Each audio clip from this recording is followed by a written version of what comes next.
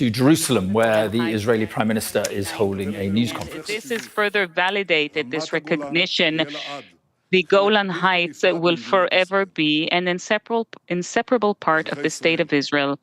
Citizens of Israel, the collapse of the Syrian regime is a direct outcome of the severe blows that we had dealt on Hamas, Hezbollah, and Iran. And I would like to clarify, we have challenges ahead of us in the campaign, and we have much to do. Since the atrocious terrorist attack of October 7th, we are working methodically in a very organized fashion in order to take apart the axis of evil. It didn't just happen on its own, and it didn't happen by coincidence. On October 9, only 2 days after the outbreak of the war, I said to the mayors in the south of Israel, we are going to change the face of the Middle East. My first decision, the first decision of the cabinet was to focus first and foremost on the south and then on the north to eradicate the military and governmental capabilities of Hamas in Gaza and to stop the risk of Hezbollah invading in the north. The Gaza Strip, we managed to sever the Iranian arm. We destroyed the Hamas battalions, destroyed the leadership of the organization, and also wiped out all terrorist infrastructure above and below the ground, and we managed to bring back 156 hostages. Out of them, 117 were alive. Now we are working on eradicating all the military capabilities and governmental capabilities of Hamas and to bring back all the hostages. In Lebanon, we had this very bold move that got rid of the top echelon of the organization. We got rid of all the terrorist fortresses near the border, and it took decades to build these terrorist fortresses. We managed to destroy many of their rockets and missiles, and before the targeted killing of Nasrallah, following a precise intel I received, I reached a clear-cut conclusion. Nasrallah is the axis of the axis. If we hit him, that will be fatal damage to the entire axis, because not only did he instigate aggression against us, he was the connecting link between Hezbollah, Syria, and Iran. Therefore, the targeted killing of Nasrallah was a turning point in the collapse of the axis. Nasrallah is no longer with us, and the axis is no longer what it used to be. We are breaking it apart stage by stage. It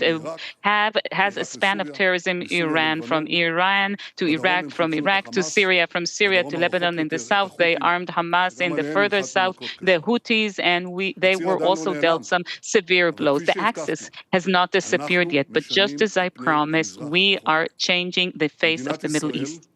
The State of Israel is establishing its position, its status as a foci, a center of power in our region, and in a way that wasn't the case for decades. Those who are with us profits from that. Those who attack us, they lose big time. We want to see a different Syria.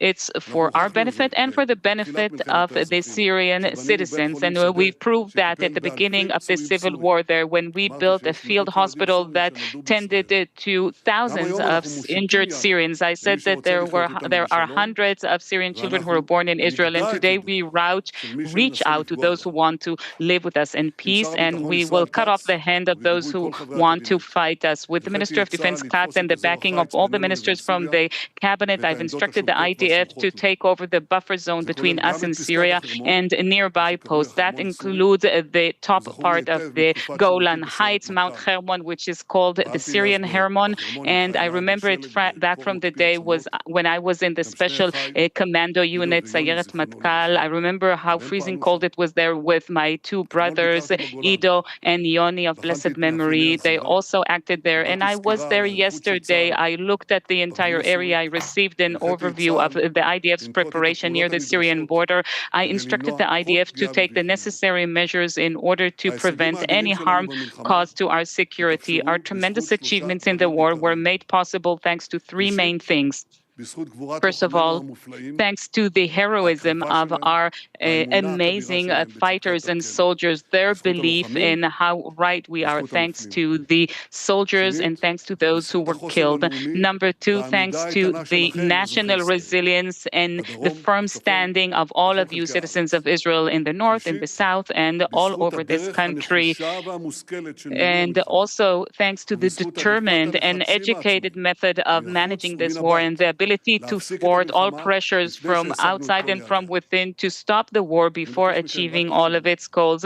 I would like to ask of you, just think, if we were to agree to those who said time after time, we must stop the war, and we wouldn't have entered Rafah, we wouldn't have seized the Philadelphia line, we wouldn't have killed Sinwar, we wouldn't have surprised our enemies in Lebanon and the entire world with the amazing operation there, we wouldn't have eradicated the underground capabilities of Hezbollah, we wouldn't have exposed Iran in its weakness. All of our activities since the beginning of the war break apart this axis brick by brick, and all that was done because we insisted, I insisted on withstanding all the pressures, not to surrender to other people's instructions, and to stick to the goals of this war until we achieve absolute victory. And absolute victory, which was mocked, is now becoming a reality. Citizens of Israel, after the collapse of the regime in Damascus, Hamas is isolated more than ever. They had hoped for all the arenas, all the theaters to come together, but they're all breaking apart. They wanted backing from Hezbollah. We took that away from there. They expected help from Iran. We took that away as well. They expected help from the Assad regime. Well, that's not going to happen.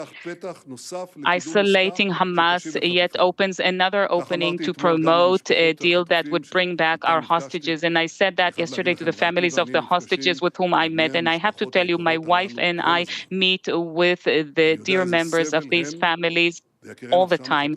I know what kind of pain and suffering they are going through, as well as their kidnapped relatives experience every day. Together with the entire security establishment, we leave no stone unturned. And of course, we will cling to this holy task to bring back all the hostages back home, both the ones who are dead and the ones who are alive. Citizens of Israel, our history is a story of struggle, of heroism, of victory. We were here before our enemies, and we will still be here after them. The world had predicted endless times for our people, the Jewish people, that it won't survive. But time and again, we have proven otherwise. The Jewish people does not break down. The Jewish people does not surrender. Out of the pain and tears, our strength emanates, and so does hope rise. And we have some major challenges ahead of us.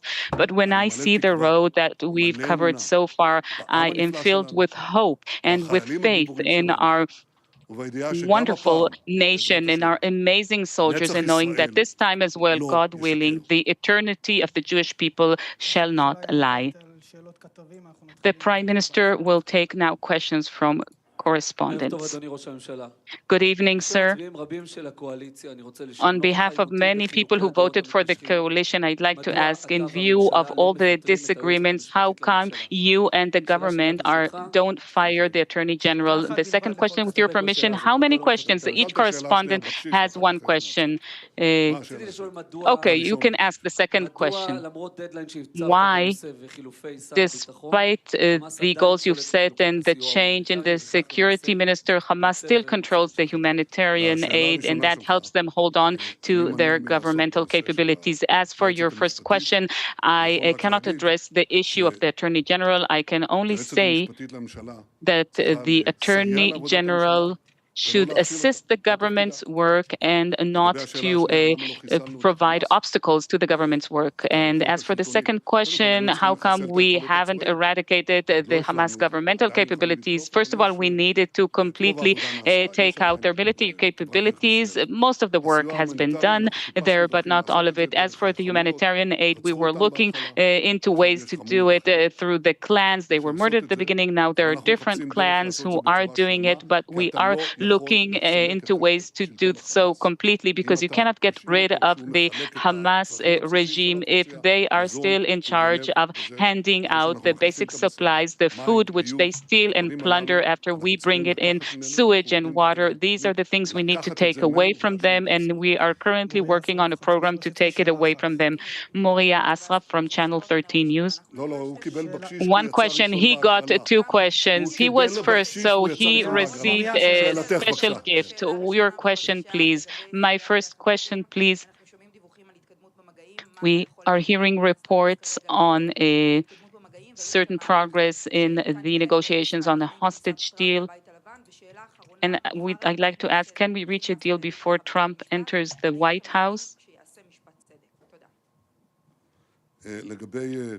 As for the hostages, I think that the less we speak and the more we do would be best. There are certain developments. It's too early to say whether they have any results, and we're trying constantly, every day, all day long. As for my trial, I heard in the media that they say that I want to avoid my trial, my court case. Perhaps you heard that. I am trying to avoid? What nonsense. I've been waiting for this day for 8 years. For 8 years, I've been waiting to show my truth.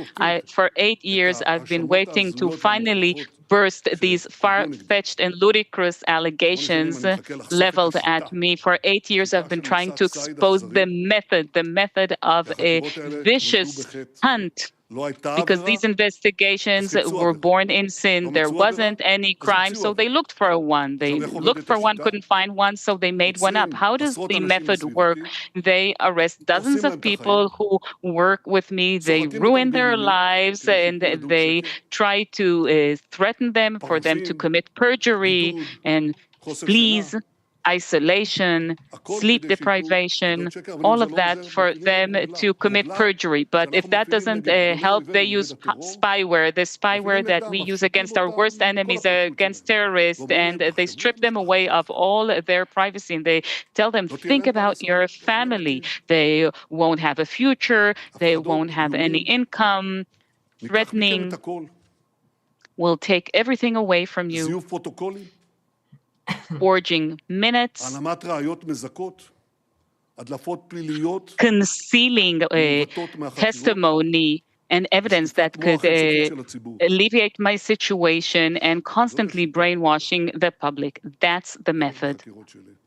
Not just in my interrogation. There we are. That's Benjamin Netanyahu speaking in Jerusalem, and he's talking, or was talking earlier, about taking over the buffer zone between Israel and Syria as a result of what's happened in Syria. He said, since October the 7th last year, we have been working methodically to break the axis of evil, as he put it, and the fight goes on. We are changing the face of the Middle East. He then said something interesting, saying that the isolation of Hamas following the fall of Assad opens the door to a hostage deal. He was then asked about that. And he said, as for the hostages and the deal, the less we speak, the more we do. It is too early to say what the results of that will be. So clearly some momentum, if we can call it that, towards some sort of deal, possibly acknowledged there by Benjamin Netanyahu.